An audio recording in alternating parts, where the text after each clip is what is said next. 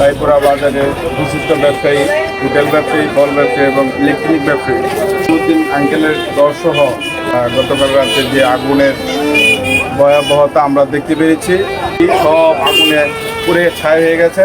তাই এই অপুরন্ত ক্ষতি হয়েছে। আমি কি বলবো, আর বলার কোনো ভাষা নেই। অত্যন্ত দুঃখ এবং পরিতাপের বিষয় যে আজকে আমরা যদি ফায়ার সার্ভিসে সার্ভিস খুব ভালো পাইতাম তাহলে হয়তো এত ক্ষতি হতো না। মাননীয় সংসদ সদস্য ইঞ্জিনিয়ার আশরাফুদ্দিন বকুল ভাইকে অনুরোধ করবো, রায়পুরাকে আপনি আধুনিক রূপান্তরিত করার লক্ষ্যে মানুষ যেন যে কোনো অগ্নিকাণ্ডের শিকার হলে দ্রুত সার্ভিস পায়। আর আজকে যদি এই দ্রুত সার্ভিসটা পেত তাহলে এত ক্ষতি হতো না।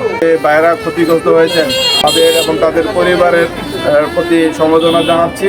পাশাপাশি দোয়া করি আল্লাহ পাক যেন তাদেরকে এই অপূরণ ক্ষতি থেকে আল্লাহ পাক হেফাজত করুক এবং আপনারা ওনাদেরকে সহযোগিতা করবেন, দোয়া করবেন আল্লাহ পাক যেন এই অপূরন্ত ক্ষতির থেকে তাদেরকে হেফাজত রাখে এবং তাদেরকে ধৈর্য ধরার মতো তৌফিক দান করে। সবচেয়ে বেশি ক্ষতি হচ্ছে ইলেকট্রিকের দোকান থেকে, ওনার প্রায় 15 থেকে 20 লাখ টাকার মতো মনে হয় ক্ষতি হয়েছে। ফল ব্যবসায়ী ওনারও অনেক ক্ষতি হয়েছে এবং হোটেল ব্যবসায়ী ওনারও অনেক ক্ষতি হয়েছে। আসলে এই যে ক্ষতিটা হয়েছে সে ক্ষতিটা পূরণ করার মতো আমাদের ক্ষমতা নাই। প্রশাসনের কাছে অনুরোধ রাখবো, প্রশাসন যেন এদের ক্ষতিপূরণের বিষয়টা বিশেষ বিবেচনায় রাখে। এমপি মহোদয়কে অনুরোধ করবো, এমপি মহোদয় যেন রায়পুরার এই অপূরণ ক্ষতি, বাজারে যে ক্ষতি হয়েছে ওনাদের পরিবার পরিজনকে যেন উনি সাহস এবং সহযোগিতার হাত বাড়িয়ে দেন। আমি আমার সাধ্যমতো যদি পারি ক্ষতিগ্রস্ত পরিবারের পাশে থাকবো ইনশাআল্লাহ। রায়পুরা বাজারে যে অগ্নিকাণ্ডের ঘটনা ঘটে গেছে সেই জন্য আমি আমার বাজারের পক্ষ থেকে গভীর সমবেদনা জানাচ্ছি। এই যে ক্ষতিগ্রস্ত পরিবার যেন আর্থিকভাবে সহযোগিতা পায় সেই লক্ষ্যে আপনি কাজ করে দেবেন। এটা হচ্ছে আমার বাজার কমিটির পক্ষ থেকে আমি ফারুক ভাইকে বিশেষভাবে অনুরোধ করলাম। তো বৈদ্যুতিক শর্টের কারণে অগ্নিবাদ ঘটে। আমি খবর পাই রাত্র 2:08 আমার বাজারে ফায়ার সিকিউরিটি আমাকে ফোন দেয়, সাথে সাথে আমি ফায়ার সার্ভিসে ফোন দেই, তৎক্ষণিক তারা এসে আগুনটা নিয়ন্ত্রণে আনে। ইলেকট্রনিক এরা প্রায় 30 লক্ষ টাকা মাল ক্ষতিগ্রস্ত হয়েছে। পাশাপাশি একটা ফলের দোকান, এটা তো ওনার অনেক টাকা ক্ষতিগ্রস্ত হয়েছে।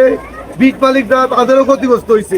এমপি মহোদয়ের কাছে অনুরোধ জানাবো এবং ইউনোর মাধ্যমে ইউনো সাহেবকে আরো অনুরোধ জানাবো যাদের ক্ষতিগ্রস্ত দোকানদারগুলো পুনর্বাসনের জন্য কিন্তু আর্থিকভাবে সহযোগিতা করে।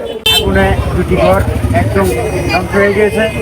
আমরা এই বিষয়টা সকালে জানতে পেরে খুব দুঃখিত হয়েছি এবং এই ক্ষতিকার অবস্থানটা আমরা রায়পুরা বাজার কমিটিকে সাথে নিয়ে আমরা মোটামুটিভাবে এটা ঠিক করা যায় এবং এটা যাতে এই পরিবারগুলি যাতে সুন্দরভাবে পরবর্তীতে ব্যবসা বাণিজ্য নিয়ে বসতে পারে এই ব্যবস্থাটা আমরা মোটামুটি নেব।